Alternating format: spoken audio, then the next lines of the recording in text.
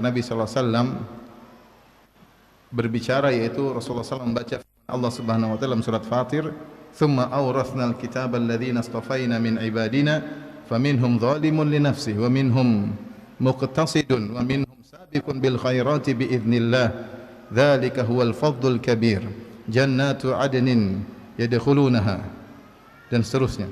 Kata Nabi SAW membacakan firman Allah, kemudian kami mewariskan Alkitab, yaitu Al-Quran, kepada orang-orang yang kami pilih dari hamba-hamba kami. 3 golongan.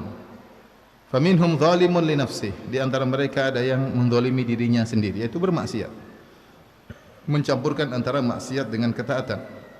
Wa minhum muqtasid, di antara mereka ada yang muqtasid, golongan tengah, yaitu yang kata para ulama yang semangat melakukan yang wajib-wajib saja, tidak melakukan yang sunnah-sunnah, namun tidak melakukan perkara-perkara yang haram. Dosa-dosa, tapi hanya fokus pada perkara-perkara secara global tentunya.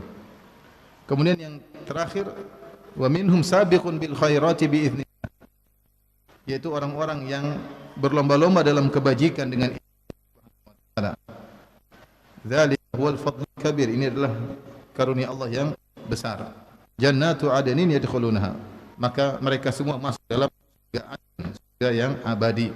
3 golongan.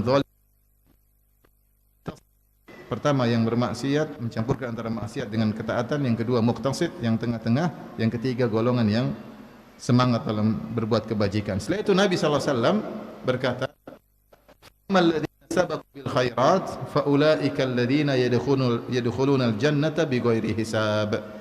Adapun orang-orang yang semangat dalam melakukan kebajikan, maka mereka itulah orang-orang yang masuk surga tanpa hisab.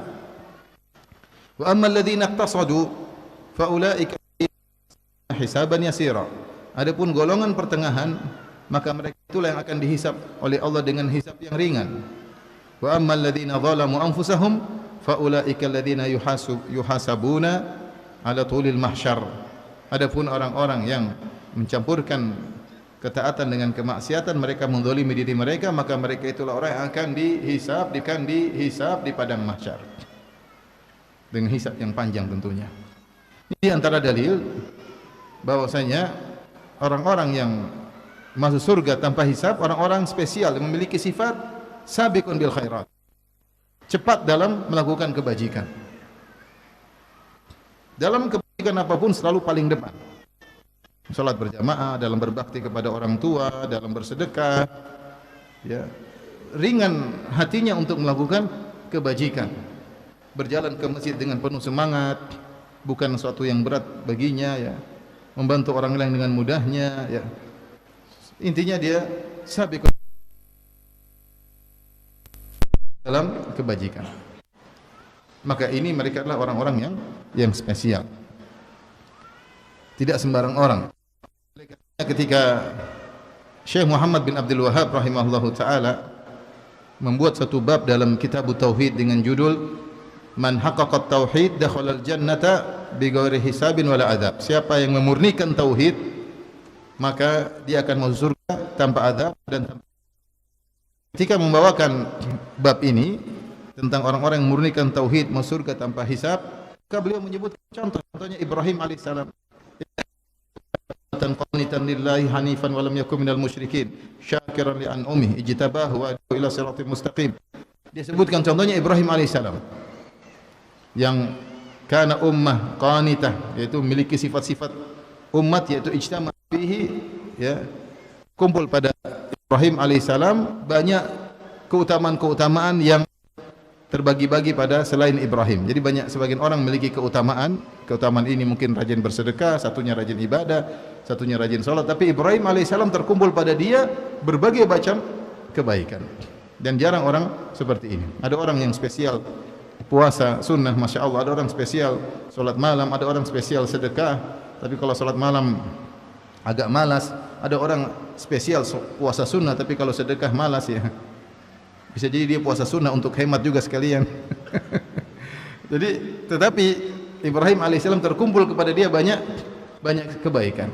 Makanya dikatakan umat, padahal dia sendirian. Qanitan lillah, taat beribadah. Kalau ibadah qanit itu sabar dalam beribadah, tidak buru-buru, ya. Tenang dalam beribadah.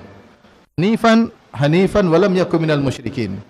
Yaitu jauh dari kesyirikan, condong kepada tauhid. Syakiran li an'umi, senantiasa bersyukur kepada Allah. Bahkan an'umi adalah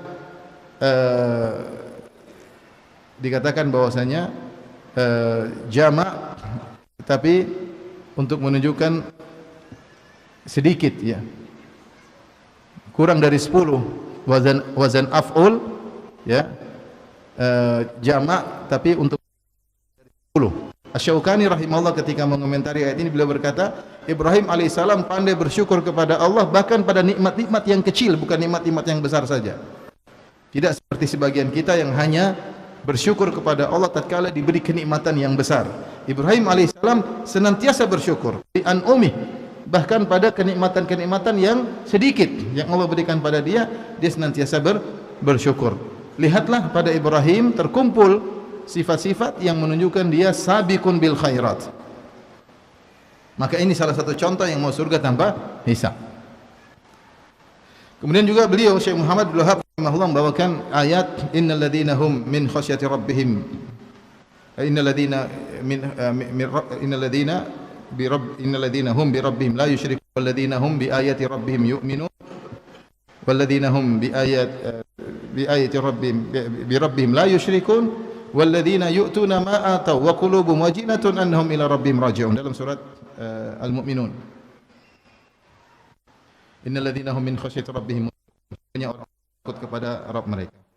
Wal ladzina hum bi ayatihim yu'minun, dan orang-orang yang beriman kepada ayat-ayat Allah Subhanahu wa taala. Wal ladzina hum bi rabbihim la yusyrikun, dan orang-orang yang tidak berbuat syirik kepada Allah Subhanahu wa taala. Wal ladzina yu'tuna ma ataw wa qulubuhum wajilatun annahum ila rabbihim raji'un, orang-orang yang melakukan amal saleh, bersedekah, salat, puasa, namun hati mereka tetap takut, ya, khawatir bahwasanya amalan mereka belum tentu diterima oleh Allah Subhanahu wa taala. Ulaika yusari'una fil khairat, mereka adalah orang-orang yang bersegera dalam kebajikan. Ini contoh kedua yang dibawakan oleh Syekh Muhammad bin Abdul Wahhab rahimahullahu taala tentang orang-orang surga tanpa hisab, yaitu yang tidak berbuat syirik, yang takut kepada Allah Subhanahu wa taala, beriman kepada ayat-ayat Allah dan bersegera dalam melakukan kebajikan. Kalau sudah melakukan kebajikan tidak merasa pede, tidak merasa pasti masuk surga, tenang nanti kita masuk surga semuanya, bahkan kita ajak orang lain masuk surga bersama kita. Enggak begitu mereka. Mereka setelah beramal soleh selalu selalu timbul dalam hati mereka antara khauf dan raja, antara berharap dan khawatir. Khawatir amal mereka tidak terima, tapi mereka husnuzan amal mereka diterima. Tapi mereka tidak pede, pasti diterima, pasti enggak. Makanya walladzina yu'tuna ma ataw wa qulubuhum wajilah, orang-orang yang melakukan apa yang mereka lakukan kemudian hati mereka takut. Ketika Aisyah radhiyallahu anha bertanya kepada Nabi, "Ya Rasulullah, ahumul ladzina yasriqun wa yaznun?" Ya. Apakah mereka ini orang-orang yang berzina, mencuri, melakukan maksiat? Kata Nabi sallallahu alaihi wasallam, "La ya ibnata Siddiq." Bukan wahai putri Abu Bakar As-Siddiq, tapi mereka adalah orang yang bersedekah, kemudian mereka khawatir tidak diterima oleh Allah Subhanahu wa taala. Mereka inilah yang Allah mengatakan ulaika yusari'una fil khairat, makanya mereka terus semangat untuk beramal saleh. Ya. Makanya ketika Nabi Ibrahim alaihissalam dan Ismail membangun Ka'bah, wa idh yarfa Ibrahimul qawa'ida minal baiti wa Ismailu rabbana taqabbal minna innaka antas samiul alim. Kata Allah, ketika Ibrahim dan Ismail membangun Ka'bah, sudah ada pondasi kemudian dibangun Ka'bah tersebut, dan itu pekerjaan sangat berat. Batu Ka'bah besar-besar. Bagaimana Ismail dan Ibrahim kemudian mungkin memotong batu dari lembah, dipotong supaya rapi, pekerjaan berat. Kemudian dipikullah batu tersebut dibawa ke Ka'bah, kemudian disusun dengan rapinya. Pekerjaan berat, bukan ringan. Sampai jadilah Ka'bah yang besar tersebut. Sampai Ibrahim harus naik di atas makom karena Ka'bah harus tinggi. Dia naik di atas makom Ibrahim, kemudian Ismail mengoper batu tersebut, kemudian dia taruh di atas terus. Tapi setiap dia meletakkan batu, mereka berdua berdoa, Rabbana taqabbal minna innaka antas samiul alim. Ya Rabb kami, terimalah dari kami amalan apa? Amalan kami. Mereka tidak beda, saya kan Khalilur Rahman, kekasih Allah, pasti masuk surga. Apalagi yang bangun Ka'bah saya. Bukan bangun masjid-masjid biasa, Ka'bah dibangun. Yang suruh langsung Allah Subhanahu wa taala. Dengan bukan nyuruh orang bangun, dia bangun sendiri. Dia yang motong batu, dia yang mengangkat batu, dia yang susun. Kemudian dia berdoa, taqabbal minna, ya Rabb kami, terimalah dari apa? Dari kami. Ini ciri-ciri orang-orang yang masuk surga tanpa apa? Hisab. Bisa bandingkan lah. Bukan ciri orang masuk hisab, oh kita pasti masuk surga, tenang. Sama grup saya pasti masuk surga. Tenang, yang belajar sama saya pasti masuk surga. Kalau nanti saya di pintu surga, kalau kalian belum masuk, saya tidak mau masuk. Kalian dulu masuk, baru saya nanti masuk belakangan. PD-nya luar biasa ya. Ya, kita ini siapa? Para nabi mereka takut hati mereka. Ini salah satu hadis dalam riwayat Imam Ahmad tadi yang saya katakan diperselisihkan gara-gara apakah Ali bin Abdullah Al-Azdi mendengar dari Abu Darda. Yang benar ya, dia mendengar dari Abu Darda sehingga sanadnya bersambung. Intinya Rasulullah SAW menyebutkan orang-orang yang masuk surga tanpa hisab siapa? Wa ammal ladzina bil fa ulaika alladzina yadkhuluna al-jannata bighairi hisab. Orang-orang yang segera melakukan kebajikan, mereka itulah orang-orang yang masuk surga tanpa hisab. Baik. Ini hadis. Ada hadis yang lain yang masyhur yang sering kita dengar yang juga menjelaskan tentang sifat-sifat orang-orang yang masuk surga tanpa hisab. Kata Nabi sallallahu alaihi wasallam, "Uridat alayya al-umamu." Tampakkan kepadaku umat-umat. Itu Rasulullah SAW ditampakkan tentang masa depan. Disebutkan ini terjadi ketika di malam Isra Mi'raj. Malam Al-Isra wal Mi'raj. Rasulullah SAW dibawa oleh malaikat Jibril, kemudian diperlihatkan kejadian-kejadian.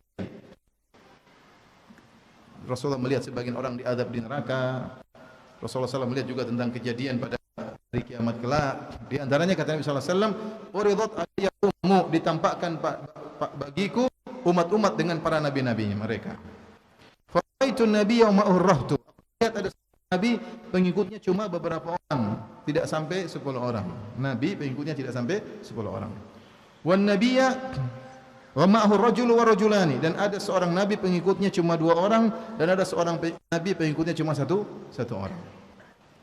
Wan nabiyya wa laisa ma'ahu ahad, dan ada seorang nabi tidak ada pengikutnya sama sekali, berjalan sendiri di padang mahsyar, enggak ada pengikutnya. Subhanallah ya. Ini bukan ustaz, ini nabi. Ya, bukan ustaz tapi apa? Nabi yang diberi wahyu langsung oleh Allah Subhanahu wa taala. Dia berdakwah, ternyata tidak ada pengikutnya. Kemudian kata Rasulullah SAW, "Izrufi ali sawadun azim." Tiba-tiba aku melihat jumlah manusia yang banyak. Fadhanantu annahum ummati, maka aku menyangka itulah umatku. Faqila li hadza Musa wa qaumuhu, maka dikatakan kepada aku itu bukan umatmu wahai Muhammad, yang kau lihat jumlah banyak adalah Nabi Musa dan Nabi Musa. Ini menunjukkan bahwasanya umat terbanyak setelah umat Rasulullah SAW adalah umatnya Nabi Musa. Faqila li undur ila al-ufuq, maka dikatakan kepadaku lihatlah di cakrawala, di arah yang lain. Fa idza sawadun azimun, tiba-tiba ada jumlah yang sangat besar, lebih banyak daripada sebelumnya. Faqila li hadhihi ummatuk, inilah umatmu, jumlahnya sangat banyak. Kemudian wa ma'ahum sab'una alfan yadkhuluna al-jannata bighairi adzabin wala hisab. Di antara umatmu tersebut ada 70.000 orang yang masuk surga tanpa azab dan tanpa hisab. Thumma nahadha fadakhala manzilahu. Setelah Rasulullah SAW menyampaikan kisah ini kepada para sahabat, saya diperjalankan di malam Isra Mi'raj, kemudian saya melihat nabi-nabi dan para pengikutnya, dan pengikutku sangat banyak, di antara mereka 70.000 orang masuk surga tanpa azab, tanpa hisab. Kemudian Rasulullah SAW masuk ke dalam rumahnya. Fakhadhan nasu fi ulaik. Para sahabat yang mendengar tentang 70.000 orang masuk surga tanpa azab, tanpa hisab, mereka pun berdiskusi siapakah 70.000 orang tersebut yang sangat dimuliakan oleh Allah masuk surga tanpa hisab. Faqala ba'dhum fala'allahumul ladzina wulidul fil Islam wa lam yusyriku billahi syai'a. Bisa jadi mereka itu adalah orang-orang yang lahir sudah Islam dan tidak pernah berbuat syirik sama sekali. Dan para sahabat mereka mencoba untuk menerka-nerka apa sih sifat-sifat 70.000 orang tersebut? Tafsiran pertama dari mereka, ini orang-orang yang lahir langsung Islam dan tidak pernah berbuat syirik sama sekali. Dan ini menunjukkan ilmu mereka. Mereka menduga ini pasti orang-orang yang benar-benar merealisasikan tauhid, yang tidak pernah berbuat syirik sama sekali.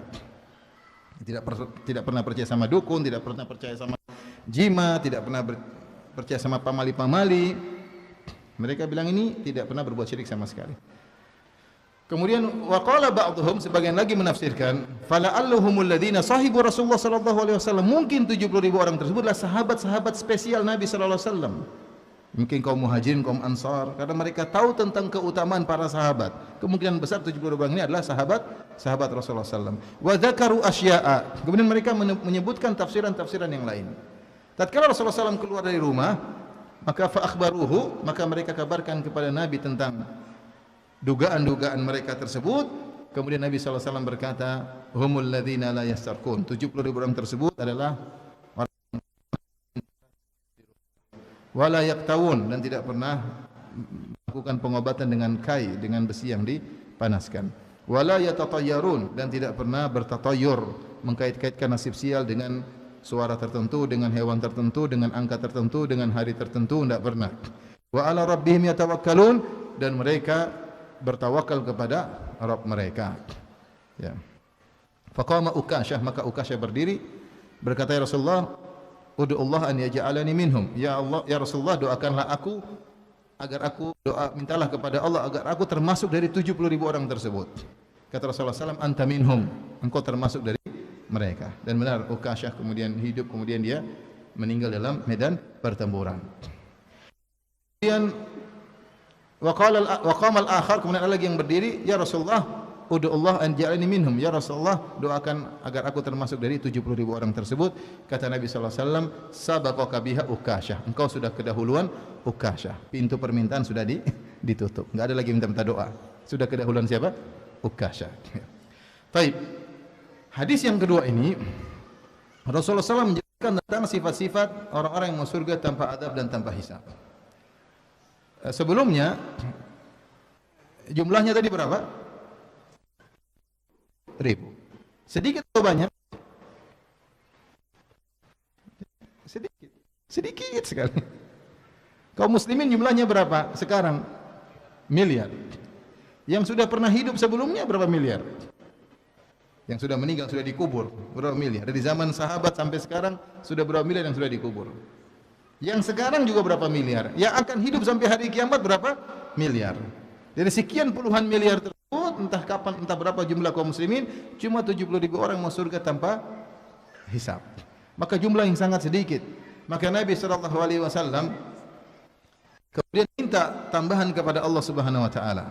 Dalam riwayat Ahmad dengan sanad yang hasan, fastazattu rabbi, aku pun minta tambahan kepada Rabbku. Fazadani ma kulli alfin sab'ina alfan. Maka Allah memberi tambahan kepadaku, setiap 1.000 membawa 70.000 orang. Sehingga jumlah yang masuk surga tanpa hisab jumlahnya adalah 70.000 kali 70 tambah 70.000 yang awal. Jadi 70.000 kali 71 sama dengan 4.970.000. Berapa? 4.970.000. Banyak atau sedikit? Sedikit. Lumayanlah daripada 70.000. Ada kemungkinan kita masuk? Ada, insyaallah. Wallahu alam. Allah Maha baik ya. Tinggal berdoa.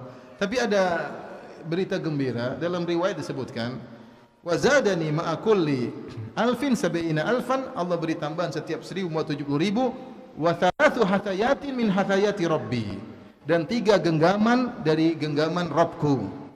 Allah akan tambah 3 genggaman manusia untuk dimasukkan surga tanpa hisab, dan setiap genggaman kita tidak tahu jumlahnya berapa. Jadi jumlahnya 4.970.000 plus 3 rombongan yang Allah masukkan tanpa hisab. Satu rombongan kita nggak tahu berapa apa jumlahnya. Semoga Allah menjadikan kita termasuk dari orang-orang tersebut. Yang Nabi sebutkan tentang orang-orang masuk surga tanpa hisab. Yang pertama, Nabi SAW mengatakan humul ladzina la yastarqun, yaitu orang yang tidak pernah minta untuk diruqyah. Tidak pernah minta untuk diruqyah. Kalau meruqyah boleh. Adapun riwayat humul ladzina la yarqun, orang-orang yang tidak pernah meruqyah, maka riwayatnya syadzah, dhaif. Yang benar mereka tidak pernah minta untuk diruqyah. Adapun meruqyah, maka Nabi meruqyah. Ya. Ruqyah tanpa diminta, Nabi juga diruqyah tanpa meminta. Ruqyah tanpa meminta. Ya. Bahkan meruqyah dilakukan berpahala. Ketika Nabi SAW ditanya tentang ruqyah, kata Nabi SAW, "Man istata'a an yanfa'a akhahu falyaf'al." Siapa yang mampu beri manfaat kepada saudaranya dengan mengobatinya dengan ruqyah, maka lakukan. Dan tidak semua orang bisa menyempatkan waktu untuk meruqyah. Karena meruqyah butuh kesabaran, butuh waktu yang panjang. Tapi kalau dia bisa membantu saudaranya dengan menghilangkan gangguan penyakit dari saudaranya, dia pahalanya besar. Pahalanya besar. Orang diganggu jin, orang diganggu sihir, menderita. Ketika ada seorang meruqyahnya akhirnya sembuh, pahalanya sangat besar bagi orang tersebut. Makanya selalu motivasi. Yang bisa ruqyah silakan apa? Meruqyah. Kemudian ya, Rasulullah SAW juga diruqyah, Rasulullah SAW meruqyah. Yang dipersyaratkan dalam hadis ini masuk surga tanpa hisab, humul ladzina la yastarqun, yang tidak pernah minta untuk ruqyah. Kenapa? Minta ruqyah bukan perkara yang haram, bukan. Katakan bukan juga perkara yang makruh, tapi tidak utama. Ada yang mengatakan makruh minta ruqyah, ada yang mengatakan tidak makruh, cuma tidak utama. Sementara orang-orang surga ini mereka harus spesial sampai mereka meninggalkan perkara yang makruh atau mereka meninggalkan perkara yang tidak utama. Tunjukkan kesempurnaan tawakal mereka kepada Allah Subhanahu wa taala. Karena orang minta ruqyah ada sedikit permintaan, yaitu ketergantungan kepada orang tersebut. Pertanyaan. Yang kedua, dia kayak ini orang gua baca Quran, jadi kayak ada sedikit ketergantungan. Ini bukan perkara yang haram, bukan makruh, apalagi tetapi tidak utama. Paham tidak? Tidak utama. Nah, sementara derajat masuk surga tanpa hisab derajat tinggi. Maka di antara syaratnya tidak boleh minta untuk diruqyah. Tapi dalam kondisi terdesak, sebagian ulama memberi rukhsah seperti Syekh bin Baz rahimahullahu taala dan juga oleh Syekh Utsaimin dalam syarah Sahih Bukhari yang sekarang dicetak berapa puluh jilid ya. Seakan para tersebut memberikan rukhsah kalau dalam kondisi darurat atau hajah mendesak boleh seorang minta ruqyah. Dalilnya apa? Dalilnya Rasulullah SAW mengatakan kepada Aisyah, istarqi. Ketika Aisyah sakit, Rasulullah SAW mengatakan istarqi, minta ruqyahlah. Demikian juga Asma binti Umais radhiyallahu taala anha, istrinya Ja'far bin Abi Thalib, dan Ja'far punya anak-anak dari Asma binti Umais, anak-anaknya kurus, sakit, maka Rasulullah SAW mengatakan istarqi lahum, adalah ruqyah untuk mereka. Sehingga mengatakan dalam kondisi darurat boleh. Allah alam, ini pendapat sebagian ulama. Tapi intinya kalau kita bisa tidak minta ruqyah, maka yang terbaik. Itu yang terbaik. Kalau ada pertanyaan, Ustaz, kalau dulu saya sering minta ruqyah, sekarang saya tobat. Kita itu bukan dosa. Minta ruqyah dosa atau bukan? Bukan, cuma tidak utama. Ya mudah-mudahan seorang kalau meninggalkan hal tersebut tidak lagi minta ruqyah di kemudian hari, mudah-mudahan masuk sifat-sifat 70.000 masuk surga tanpa adab, tanpa hisab. Yang kedua, wala yaktawun, tidak melakukan pengobatan dengan al-kai. Kalau adzan silakan adzan ya. Ada dua pendapat di kalangan para ulama. Ada yang mengatakan seperti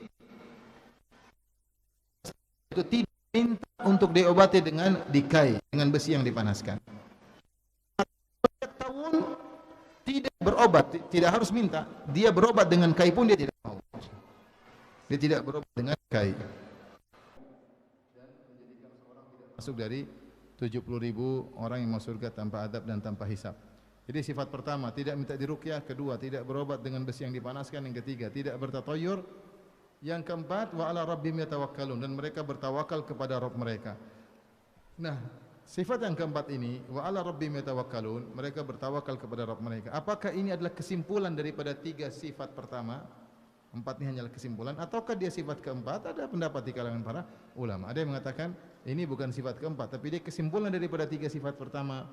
Tidak minta diruqyah, tidak berobat dengan kai, tidak menggantungkan nasib buruk kepada benda-benda. Ini menunjukkan mereka tinggi tawakalnya. Mereka tinggi tawakalnya, selalu menyerahkan urusan kepada Allah Subhanahu wa taala. Ini menunjukkan bahwasanya di antara ibadah yang sangat agung yang hendaknya seorang senantiasa membawa ibadah tersebut dalam kesehariannya adalah bertawakal kepada Allah.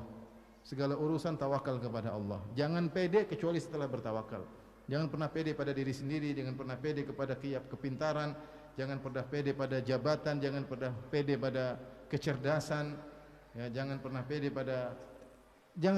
pada selain Allah. Kalau sudah bertawakal kepada Allah baru pede. Kenapa? Saya sudah berdoa, saya sudah minta petunjuk kepada Allah, baru silakan pede, karena backingan kita siapa? Allah Subhanahu wa taala. Adapun pede pada kemampuan, biasanya kita justru celaka pada perkara-perkara yang kita pede tersebut kalau kita tidak menyandarkannya kepada Allah Subhanahu wa taala. Inilah ikhwan dan akhwat yang rahmati Allah Subhanahu wa taala, sifat-sifat orang-orang yang mau surga tanpa hisab, ya. Sifat-sifat yang sangat mulia, sifat-sifat spesial, yang semangat dalam beribadah, yang sangat jauh dari kesyirikan, yang senantiasa bertawakal kepada Allah Subhanahu wa taala. Kita hanya bisa berdoa dengan karunia Allah, dengan kemuliaan Allah, dengan kemurahan Allah Subhanahu wa taala. Semoga Allah menjadikan kita termasuk dari golongan yang mau surga tanpa hisab. Amin ya rabbal alamin. Demikian saja, kalau ada yang bertanya saya persilahkan.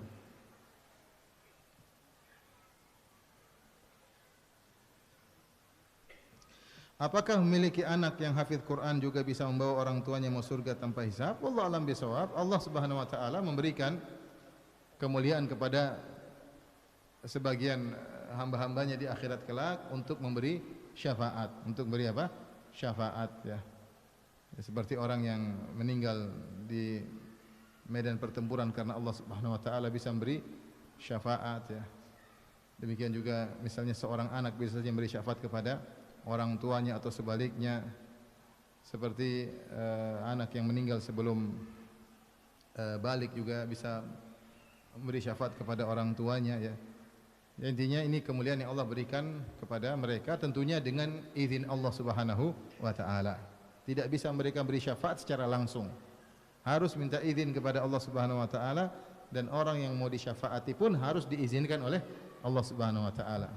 Man dzalladzi yashfa'u indahu illa biiznih. Siapa yang bisa beri syafaat di sisi Allah kecuali dengan izin Allah. Wa kam min malakin fis samawati la tughni syafa'atum syai'an illa min ba'di ay ya'dzana Allahu lima yasha'u wa yarda. Betapa banyak malaikat di langit tidak bermanfaat syafaat mereka.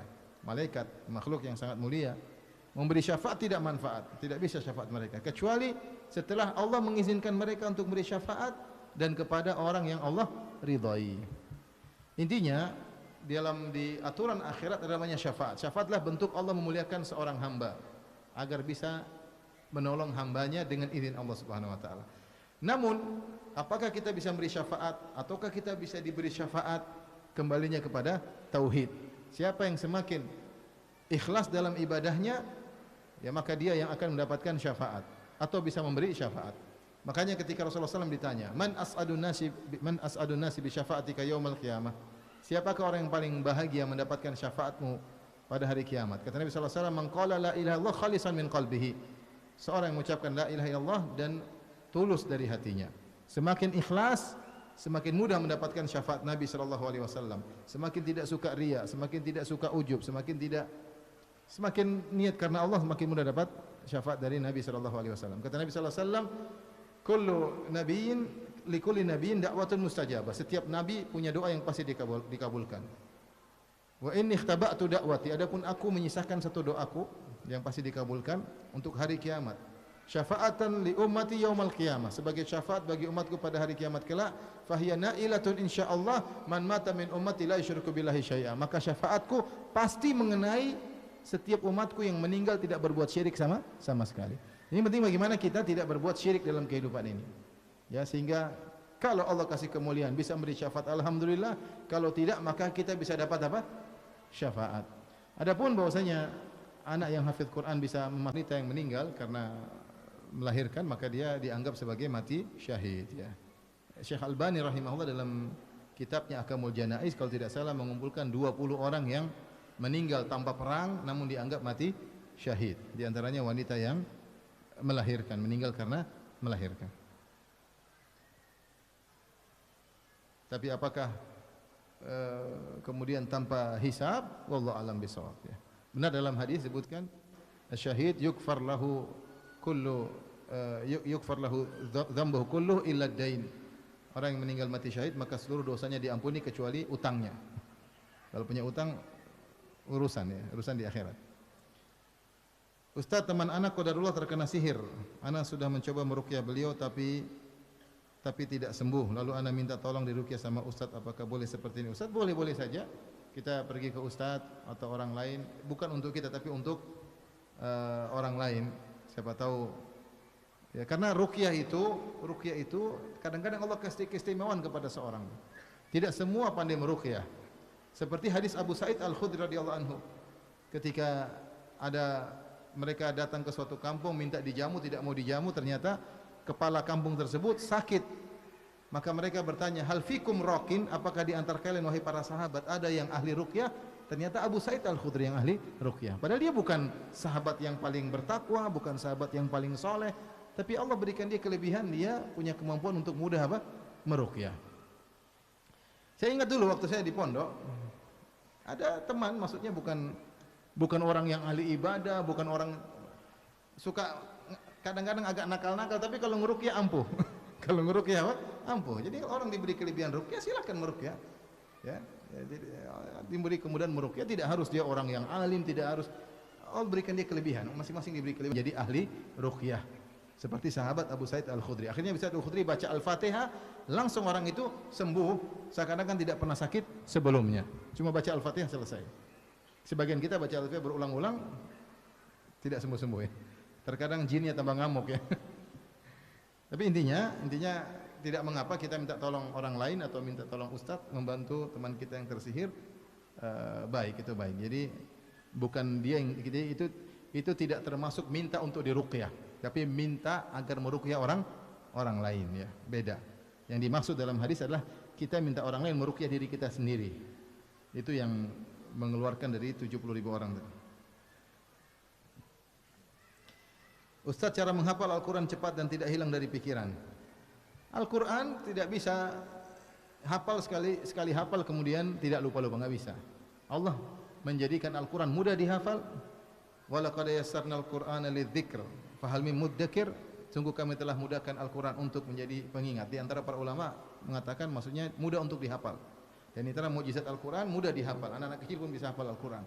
Tetapi sifat Al-Quran meskipun mudah dihafal, dia juga mudah lepas. Ta'ahadu bil Quran fa innahu asyaddu tafallutan minal ibil fi uquliha, atau kama qala Nabi sallallahu alaihi wasallam. Hendaknya kalian mengulang-ulangi Al-Quran, karena Al-Quran itu lebih cepat lepas daripada onta dari ikatannya.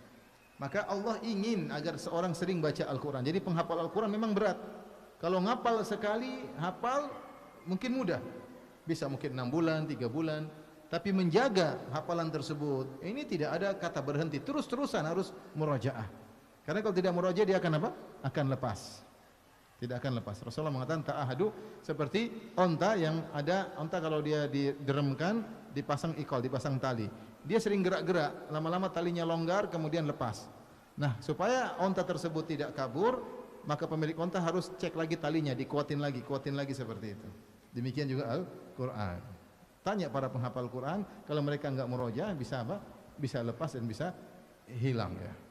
Bahkan saya pernah ketemu seorang syekh guru Al-Quran. Dia punya murid, hafalannya bagus dan hafalnya, akhirnya diundang kemana-mana, diundang sini, jadi tayangan, orang datang lihat dia ngapal. Akhirnya ketemu lagi dengan syekh itu cerita sama saya tes, dia nggak bisa lagi. Jadi dia lupa murojaah, mungkin diundang ke sana, di masjid sini, masjid sana, yang dibaca surat-surat itu terus. Ketika dites kembali pada surat-surat yang lain dia nggak hafal, seperti baru mau hafal ulang. Karena Al-Quran tidak bisa begitu. Al-Quran memang harus diulang-ulang. Ketika Syekh Muhammad Abdul Muhsin Al-Qasim hafizahullah taala, imam Masjid Nabawi, dan dia adalah seorang qadhi di mahkamah Al-Mahkamah Al-Amah di kota Madinah. Ketika dia datang ke kampus UIM, Universitas Islam Madinah, kemudian pertemuan dengan mahasiswa, sempat ada mahasiswa yang tanya, "Ya Syekh, Syekh ini termasuk yang kalau baca Quran jarang salah kalau jadi imam di Masjid Nabawi." Maka mereka tanya, "Syekh, Anda murojaah setiap hari berapa?" Saya ingat dia bilang, "Saya murojaah setiap hari 7 juz." Berapa? 7 juz. Jadi memang Al-Quran itu harus diulang-ulang. Jadi kalau caranya bagaimana hafal Quran cepat? Ya, Al-Quran itu dihafal aja, ya, dihafal, diulang-ulang. Caranya gimana? 10 kali lihat ke depan, diulang 10 kali ke kanan, 10 kali ke kiri, 10 kali ke belakang. Sudah berapa kali? 40 kali. Insya Allah hafal. Insya Allah Pak, hafal. Tidak ada habis itu tidak akan lupa. Nggak mungkin. Al-Quran akan lupa. Nabi yang bilang. Oleh karenanya harus diulang-ulang. Harus diulang-ulang. Kemudian untuk mudah menghafal Quran, ya pikiran harus fokus ya. Kalau mau hafal Quran tapi nonton Korea terus ya repot juga ya. Ya harus fokus. Fokus, kemudian cari waktu yang tepat untuk hafal Quran. Misalnya waktu di mana antum tidak ngantuk ketika menghafal. Ada orang menghafal Quran dibilang paling bagus pada subuh, tapi pada subuh dia ngantuk. Jangan hafal Quran ketika ngantuk, jangan. Gitu. 1 jam nggak dapat apa-apa ya. Hafal ketika lagi fresh, lagi segar. Ada orang yang menghafal Quran sebelum subuh, ada. Dia ketika bangun subuh dia malah fresh, dia malah baca hafal Quran mudah masuk. Dan ingat, otak itu bisa dilatih. Perhatikan, otak itu bisa dilatih. Seperti otot orang, otot itu kalau dilatih jadi kekar, jadi besar ya. Demikian juga otak bisa dilatih, hanya saja tidak kelihatan karena dalam tempurung otak. Sebenarnya dia ada perubahan bentuk. Otak yang orang sering menonton film tertentu bisa berubah otaknya, mengecil atau membesar. Orang yang kuat menghafal juga otaknya bisa, jadi bisa dilatih. Dan terbukti ada orang yang mungkin hafal susah, dia ulang-ulang sampai ketika seakan-akan sudah connecting, sudah dia mudah untuk menghafal. Jadi kekakuan dalam otaknya lepas. Setelah itu dia mudah untuk apa? Menghafal. Terbukti anak kecil susah, suruh ulang, tapi begitu dia sudah hafal 5 surat, selanjutnya dia lancar. Berarti otaknya sudah terlatih. Sama seperti otak bisa dilatih. Jadi ini pembicaraan secara ilmiah. Saya pernah bertemu dengan seorang dokter bicara tentang masalah, dia bilang otak bisa dilatih dan secara ilmiah ada buktinya. Ada perubahan bentuk, ada perubahan kemampuan, otak bisa dilatih. Makanya subhanallah, para ulama di Madinah, guru-guru kita di sana, mahasiswa punya guru seperti tidak pikun, subhanallah. Saya terakhir ketemu Syekh Abdul Muhsin Al-Abbad, umur 90 tahun. Tidak pikun, ngobrol lancar. Saya ngobrol sama dia lancar, nyambung. Subhanallah. Dia udah 90 tahun, bingung sudah. Jadi mereka hafal Quran, mereka selalu melatih otak mereka, selalu berpikir tentang ayat-ayat Allah. Jadi mereka tidak pikun. Tidak pikun. Itu diantara anugerah yang Allah berikan kepada para ulama. Ya. Lihat Masyayikh Syekh Shalih Al Fauzan sudah berapa umurnya? Lancar kalau bicara ayat-ayat, tambah lancar, pengambilan dalil semakin kuat ya, karena memang diberi berkah oleh Allah Subhanahu wa taala.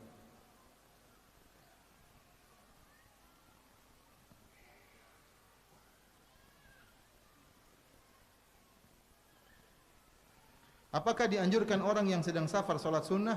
Orang yang sedang safar ada 2 kondisi. Jika kondisi dia salat dalam kondisi salat di qasar, maka sebaiknya tidak sholat sunnah. Meskipun dibolehkan, tapi sebaiknya tidak sholat sunnah. Kenapa? Karena Nabi tidak sholat sunnah kecuali qobliyah subuh. Misalnya Anda bersafar, kemudian Anda sholat duhur 2 rakaat, Anda sholat asar 2 rakaat, Anda sholat isya 2 rakaat, maka tidak perlu sholat qobliyah, sholat ba'diyah, enggak perlu, kecuali qobliyah apa? Subuh. Karena Nabi SAW tidak meninggalkan qobliyah subuh dalam hadis-hadis yang sahih, baik sedang mukim maupun sedang safar. Ya, ngapain kita tambah lagi 2 sebelum, 2 sesudah? Uang yang 4 aja jadi 2, ngapain kita tambah lagi 2 sebelum 2 sesudah? Jadi kalau kita sholatnya ketika safar dalam kondisi qasar, maka tidak perlu sholat sunnah kecuali qobliyah apa? Subuh. Tapi kalau seperti saya sholat di sini, saya sholat isya 4 rakaat, saya ikut imam mukim, maka saya dianjurkan sholat sunnah karena model sholat saya seperti sholat orang mukim. Paham? Ini fatwa Syekh bin Baz rahimahullahu taala. Kalau kita salatnya bersama orang mukim dan dia salatnya, kita salat akhirnya 4 rakaat seperti imam, maka kita boleh salat qabliyah ba'diyah sebagaimana sang imam.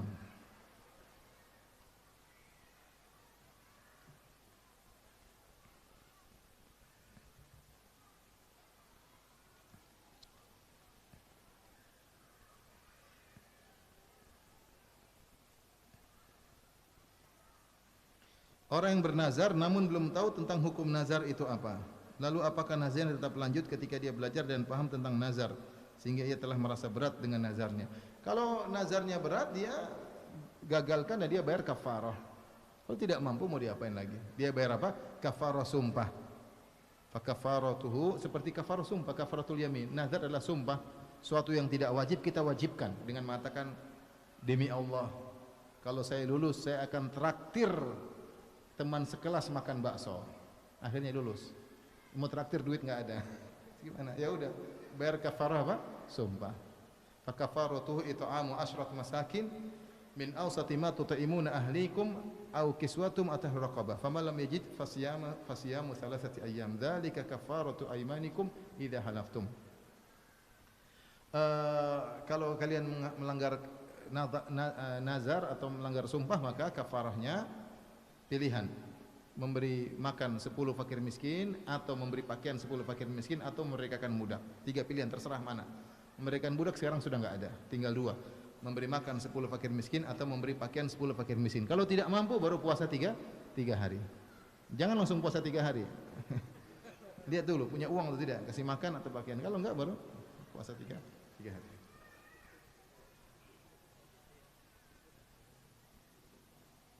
Siapa yang bangun Ka'bah pada awalnya? Apakah sudah dibangun oleh Nabi sebelum Nabi Ibrahim alaihissalam? Ini ada khilaf di kalangan para ulama. Ada yang mengatakan yang bangun pondasi, ada yang mengatakan malaikat, ada yang mengatakan Nabi Adam alaihissalam. Ada khilaf di kalangan para ulama. Yang jelas yang meninggikan pondasi adalah Nabi Ibrahim alaihissalam. Dia bangun Ka'bah, kemudian mengatakan ya ayuhan nas, inna rabbakum qad ittakhadha baitan fahujjuh. Wahai manusia, Allah telah membangun Ka'bah, maka datangilah, yaitu untuk haji atau umrah.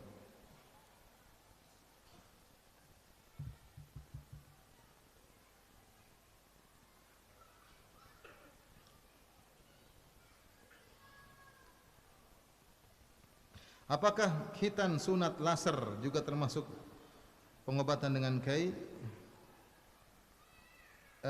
Kai adalah besi yang dipanaskan kemudian ditempelkan pada penyakit. Kalau laser bukan ya, laser bukan kai.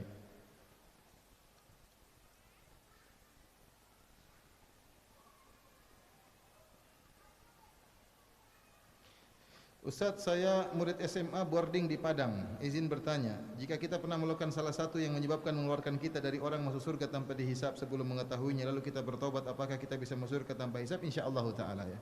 Yang jadi patokanlah bagaimana akidah Anda yang terakhir. Para sahabat, jangankan mereka dulu melakukan kesyirikan, mereka dulu menyembah apa? Berhala. Kemudian mereka berubah. Bagi sebagian kita mungkin percaya sama dukun.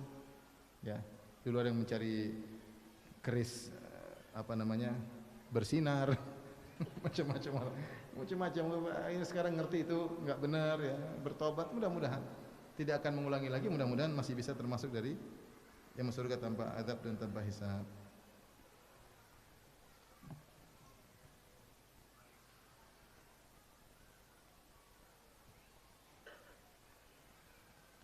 Bagaimana sikap suami pada istri yang jika dia ingin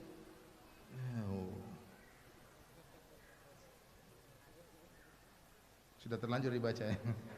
Bagaimana sikap suami pada istri jika dia ingin berpoligami? Dan apa kiat-kiatnya berpoligami yang sesuai sunnah?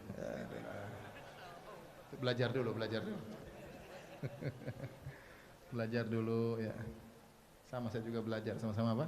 Belajar ya. Baik, demikian saja. Masih ada? Masih banyak?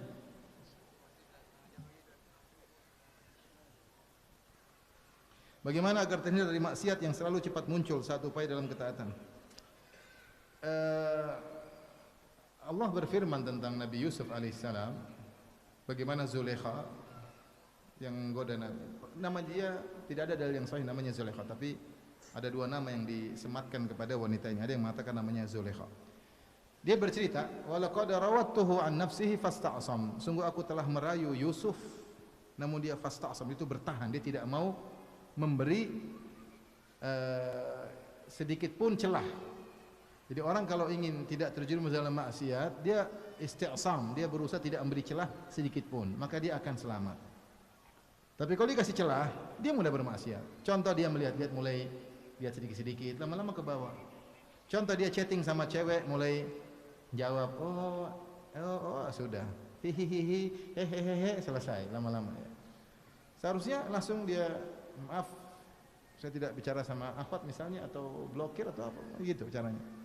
Karena kalau dia buka pintu, pintu semakin terbuka, semakin lebar. Syaitan menggelincir kita sedikit demi sedikit. Maka Zulaikha mengatakan, "Walaqad rawattuhu an nafsi fasta'sam." Aku telah merayu tapi dia menahan diri, Yusuf tidak memberi celah sedikit pun.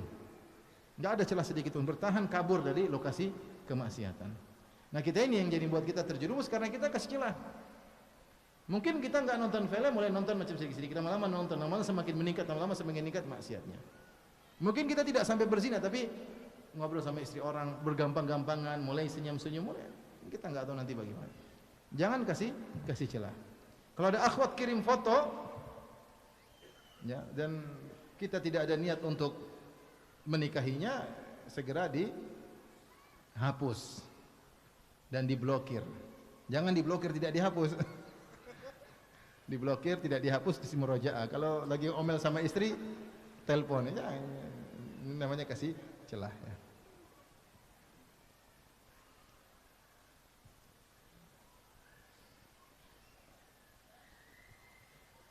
Ustadz, saya masih pelajar. Namun untuk menghindari perzinaan saya mempunyai niat untuk menikah, namun saya belum mampu. Bagaimana solusinya Ustadz? Puasa sunnah, ya. Puasa sunnah, Senin Kemis. Kalau masih hasratnya bergejolak, puasa Daud. Tetapi percuma Anda puasa kalau Anda masih tidak menjaga pandangan mata, percuma. Benar, puasa itu mengurangi hasrat, tetapi faktor memandang itu lebih kuat sehingga mengalahkan efek puasa tersebut. Tapi kalau orang puasa kemudian dia jaga pandangan, insya Allah selamat. Insya Allah selamat. Kalau sudah puasa, sudah jaga pandangan, masih takut berzina, minta uang sama bapak. Saya mau nikah, Pak. Nggak apa-apa. Bahkan begitu pentingnya pernikahan, saya para ulama mengatakan boleh uang zakat digunakan untuk menikah. Boleh diambil, ada orang menikah takut berzina, ketika kasih uang zakat ke menikah, uang maharnya, walimahnya, sudah. Boleh, nggak apa-apa. Ini ujian para pelajar sekarang, ya. Tontonan yang selewiran, yang tidak bisa dikontrol, membuat mereka akhirnya terjerumus dalam khayalan-khayalan yang bisa mengantarkan kepada perbuatan yang nista.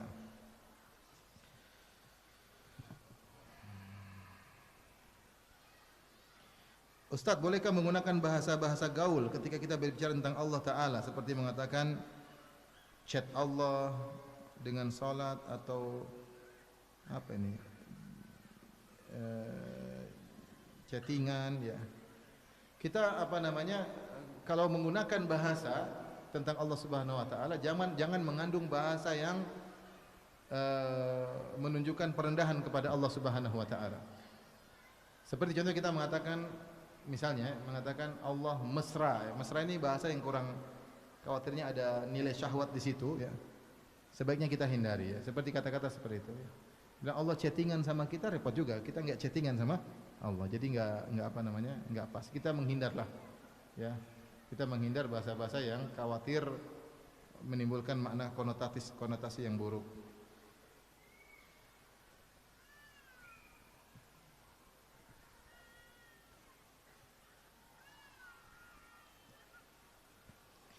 Apakah percaya pada gerak-gerak pada bagian tubuh kita termasuk kesyirikan, Ustaz? Contoh, gerak di telapak tangan, pertanda akan menerima uang.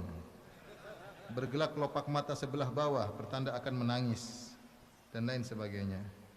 Bagaimana cara menghilangkan kebiasaan ini dan diri kita, Ustaz? Apa yang harus kita lakukan dan apa hukumnya kalau selama ini kita sudah terbiasa dengan kebiasaan ini? Buang keyakinan tersebut, ya. Orang banyak, kadang kita goyang-goyang enggak nangis-nangis, ya. Enggak benar.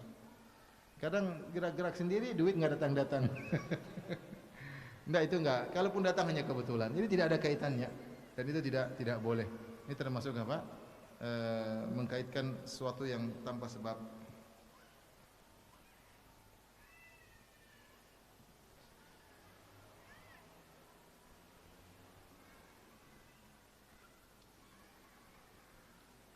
Baik, demikian saja sedikit yang saya sampaikan, kurang lebihnya saya mohon maaf. Wabillahi taufiq wal hidayah. Assalamualaikum warahmatullahi wabarakatuh. Subhanallah.